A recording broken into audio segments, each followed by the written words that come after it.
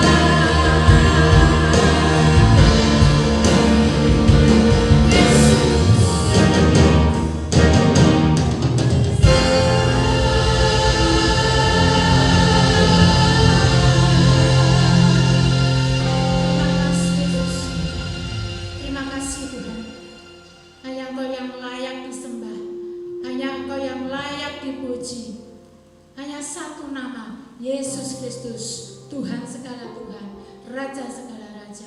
Terima kasih Tuhan, terima kasih atas kehadiran-Mu pada pagi hari ini Tuhan. Kami rindu sekali Tuhan akan firman-Mu disampaikan atas setiap kami Tuhan. Karena kami percaya, karena kami yakin Tuhan bahwa firman-Mu adalah firman yang hidup, firman yang memberikan kekuatan bagi kami, firman yang memberikan kesembuhan bagi kami, firman yang memberikan pelajaran buat kami dan perubahan buat kami. Berkati Tuhan hamba-Mu pagi hari ini yang akan menyampaikan firman-Mu. Biarlah Tuhan Kau taruh hikmat-Mu atas hamba-Mu ini Tuhan, sehingga apa yang disampaikan nanti Tuhan semuanya adalah datangnya dari Tuhan. Terima kasih Bapak, terima kasih Yesus. Kami siap menerima firman Tuhan hanya di dalam nama Yesus. Haleluya, amin.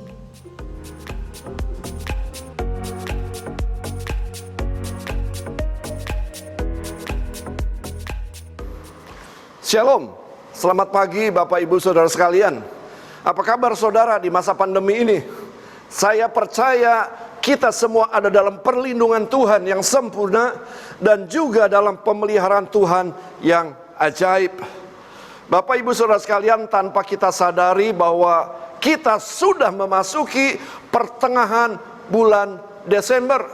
Artinya tidak lama lagi kita akan merayakan hari Natal, yaitu memperingati kelahiran juru selamat kita, yaitu Yesus Kristus.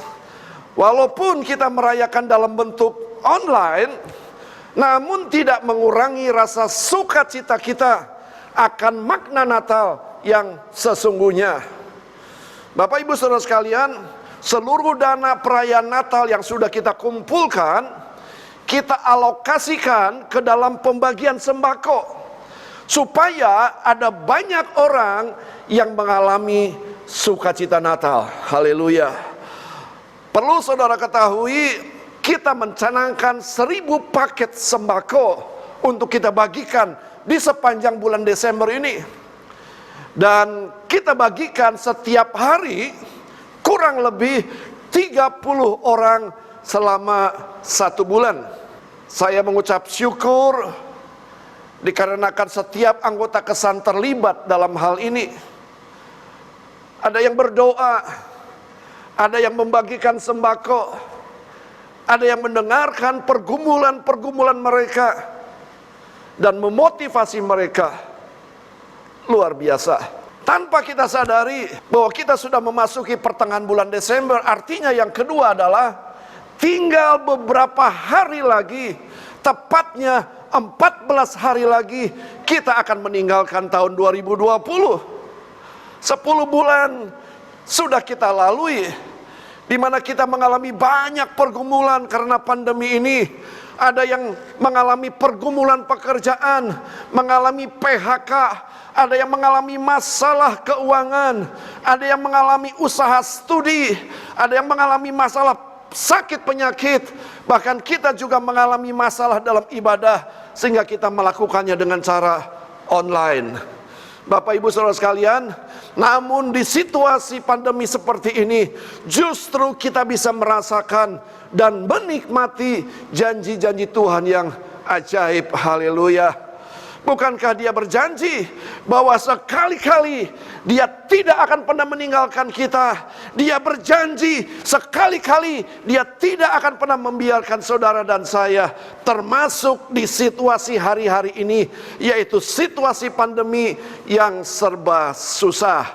Oleh sebab itu, Bapak Ibu Saudara sekalian, tidak ada kata-kata lain selain ucapan syukur yang keluar dari bibir mulut kita karena kebaikan Tuhan. Haleluya. Bapak Ibu Saudara sekalian, tanpa kita sadari bahwa kita sudah memasuki pertengahan bulan Desember. Yang ketiga artinya sebentar lagi kita akan memasuki tahun 2021. Dan saya ingin beritahu bahwa tahun 2021 tidak lebih mudah dibandingkan tahun 2020. Oleh sebab itu kita mau minta penyertaan Tuhan di sepanjang tahun 2021 ini, saudara. Mari bersama-sama seluruh jemaat MDC Magelang kita akan mencanangkan berdoa puasa selama 3 hari yang dimulai tanggal 29, tanggal 30, tanggal 31 Desember, supaya memasuki tahun 2021 kita disertai oleh Allah dan kita boleh mengalami kemenangan lepas kemenangan. Mari bersama dengan saya kita akan buka Alkitab kita bersama-sama di dalam Injil Matius pasalnya yang kedua, ayat 1 sampai ayat yang ke-6, dan saya akan berkhotbah tentang kelahiran Tuhan Yesus. Ayat pertama, sesudah Yesus dilahirkan di Bethlehem di tanah Yudea, pada zaman Raja Herodes datanglah orang-orang Majus dari timur ke Yerusalem dan bertanya-tanya, di manakah dia raja orang Yahudi yang baru dilahirkan itu? Kami telah melihat bintangnya di timur dan kami datang untuk menyembah dia. Ketika Raja Herodes mendengar hal itu, terkejutlah ia beserta seluruh Yerusalem. Maka dikumpulkannya semua imam kepala dan ahli Taurat bangsa Yahudi, lalu dimintanya keterangan dari mereka di mana Mesias akan dilahirkan. Mereka berkata kepadanya, yaitu kepada Herodes, di Bethlehem, di tanah Yudea, karena demikianlah ada tertulis dalam kitab Nabi, dan engkau Bethlehem tanah Yehuda, engkau sekali-kali bukanlah yang terkecil di antara mereka yang memerintah Yehuda, karena daripada mula akan bangkit seorang pemimpin yang akan mengembalakan umatku Israel. Bapak, Ibu, saudara yang dikasihi oleh Tuhan, dengan mempelajari kelahiran Yesus, sesungguhnya kita bisa melihat keilahian daripada Yesus. Sekali lagi, Bapak Ibu Saudara sekalian, dengan mempelajari kelahiran Yesus, sesungguhnya saudara bisa melihat keilahian daripada Tuhan Yesus. Adakah di sini yang meragukan tentang keilahian daripada Tuhan Yesus? Atau mungkin ada saudara yang menyaksikan di rumah? Adakah di antara saudara yang masih meragukan tentang keilahian daripada Tuhan Yesus? Dengan memperhatikan kelahiran Yesus, saudara bisa secara tidak langsung, saudara akan melihat keilahian daripada Tuhan Yesus. Bapak Ibu Saudara sekalian, tahukah bahwa setiap 7 detik di dunia ini terjadi kelahiran? Kalau saudara berulang tahun hari ini, ketahuilah ada 16 juta orang yang juga sedang berulang tahun pada hari ini. Jadi, kelahiran adalah sesuatu yang biasa. Namun, kelahiran Yesus sangat berbeda. Kelahirannya melibatkan para nabi. Dan nabi-nabi bernubuat 700 tahun sebelum kelahiran daripada Tuhan Yesus. Contoh Nabi Milka, dia bernubuat, tetapi engkau, hai Bethlehem Efrata, hai yang terkecil di antara kaum-kaum Yehuda, daripadamulah akan bangkit bagiku seorang yang akan memerintah Israel. 700 tahun sebelum Yesus lahir, saudara, Nabi Mika bernubuat akan hal itu. Bukan hanya saja Nabi Mika, Nabi Yesaya, ia juga bernubuat, sebab seorang anak telah lahir untuk kita, seorang putra telah diberikan untuk kita, lambang pemerintahan ada di atas bahunya, dan namanya disebut orang penasihat ajaib, Allah yang perkasa, Bapa kekal, Raja damai. Bapak Ibu Saudara sekalian, jadi kelahiran Yesus berbeda dengan kelahiran pada umumnya. Kelahiran Yesus melibatkan para nabi, dan nabi-nabi bernubuat untuk kelahiran Yesus 700 tahun sebelum peristiwa kelahiran Yesus. Yang kedua, saudara, kelahirannya disertai dengan mujizat. Karena Yesus lahir dari seorang perawan Maria. Lukas 1 ayat 26 mengatakan, dalam bulan yang ke-6 Allah menyuruh malaikat Gabriel pergi ke sebuah kota di Galilea bernama Nazaret, kepada seorang perawan yang bertunangan dengan seorang bernama Yusuf dari keluarga Daud. Nama perawan itu Maria. Ayat 28, ketika malaikat itu masuk ke rumah Maria, ia berkata, salam hai engkau yang dikaruniai, Tuhan menyertai engkau. Maria terkejut mendengar perkataan itu, lalu bertanya di dalam hatinya, apakah arti salam itu? Kata malaikat itu kepadanya, jangan takut hai Maria, sebab engkau beroleh kasih karunia di hadapan Allah. Ayat 31, sesungguhnya engkau akan mengandung dan akan melahirkan seorang anak laki-laki, dan hendaklah engkau menamai dia Yesus. Kata Maria kepada malaikat itu, bagaimana hal itu mungkin terjadi? Karena aku belum bersuami. Ayat 35, jawab malaikat itu kepadanya, Roh Kudus akan turun atasmu, dan kuasa Allah yang maha tinggi akan menaungi engkau. Sebab itu anak yang akan kau lahirkan itu akan disebut kudus, anak Allah. Bapak ibu saudara sekalian, kelahiran Yesus disertai dengan mujizat. Karena Yesus lahir dari seorang perawan yang namanya Maria.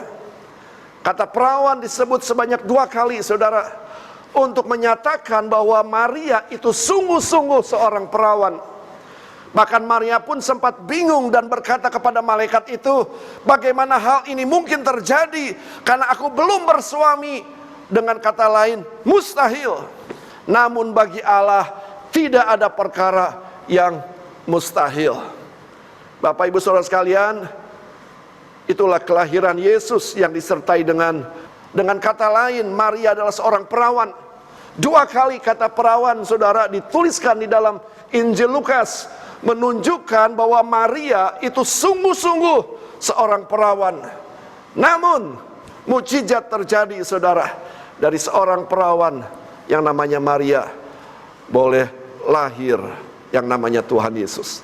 Dari kelahirannya, saudara, kita bisa melihat keilahian daripada Tuhan Yesus. Yang ketiga, kelahirannya disertai dengan galaksi bintang yang harus keluar dari orbitnya. Matius 2 ayat 2. Orang Majus bertanya, di manakah dia raja orang Yahudi yang baru dilahirkan itu?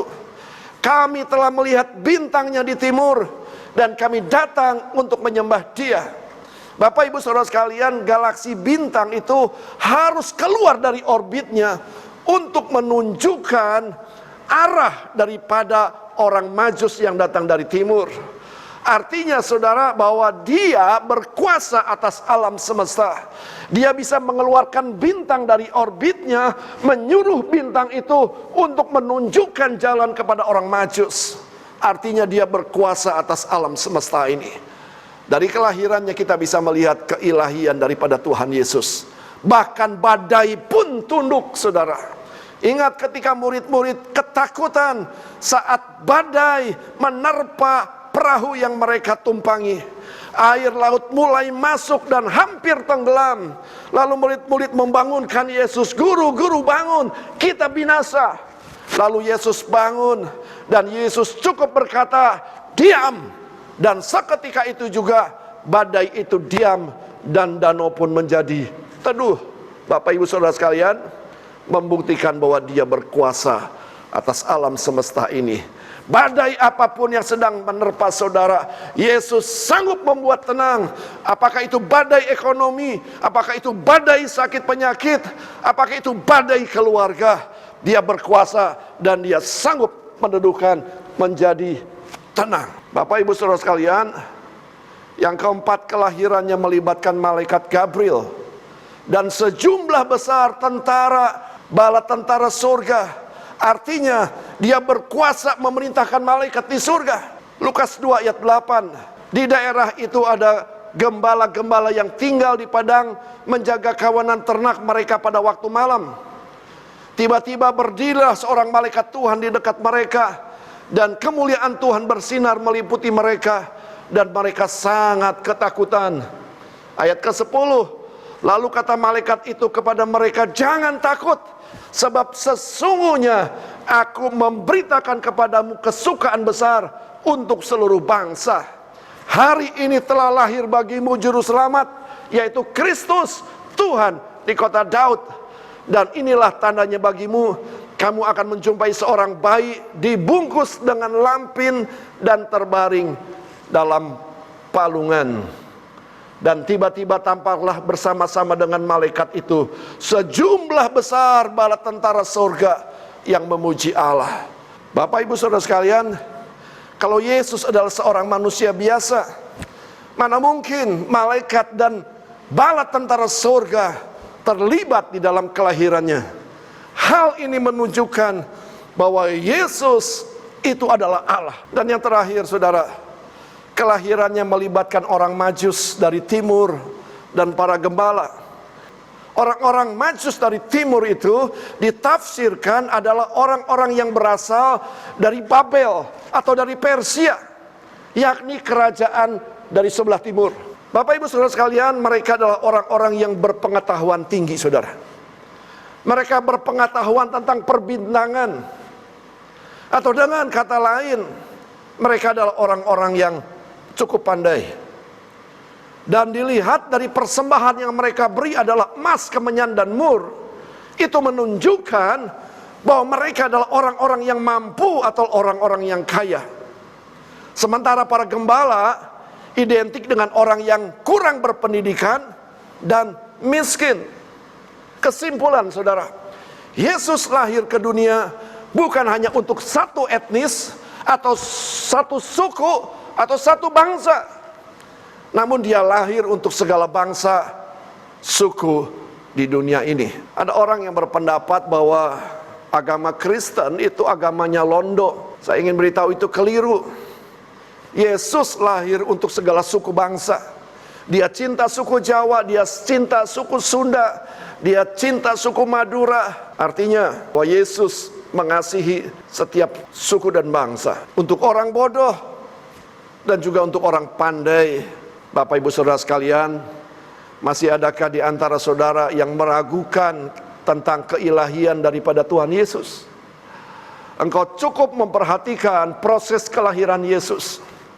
Kalau engkau perhatikan dengan sungguh-sungguh, maka proses kelahiran Yesus bukanlah proses kelahiran yang biasa-biasa, namun proses kelahiran yang luar biasa.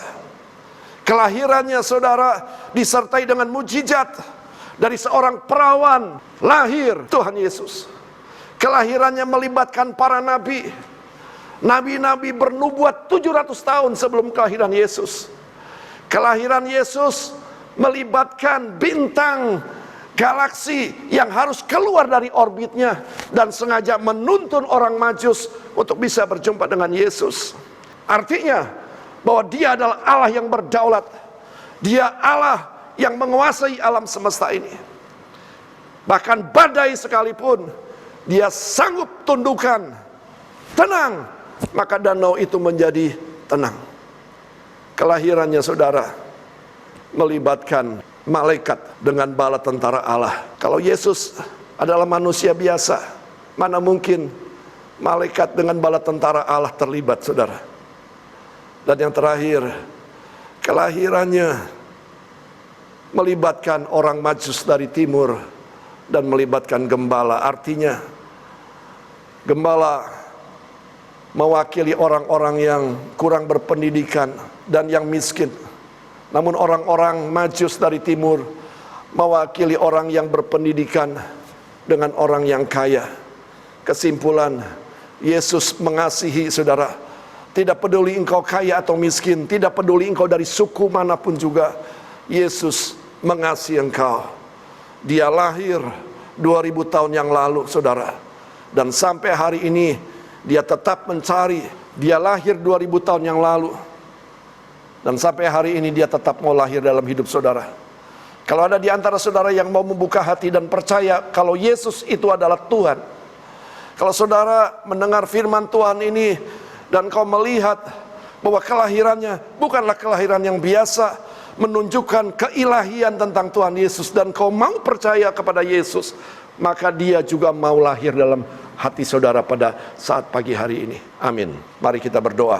Kami bersyukur untuk peristiwa 2000 tahun yang lalu, bagaimana Engkau lahir dengan disertai oleh mujizat, lahir yang juga melibatkan para nabi, yang lahir melibatkan bintang galaksi, lahir melibatkan malaikat, lahir melibatkan orang Majus dari timur dan para gembala, membuktikan bahwa Engkau adalah Tuhan. Kami bersyukur Tuhan bahwa Allah telah menjelma menjadi manusia dan tinggal di tengah-tengah kami, yang kami kenal di dalam nama Yesus.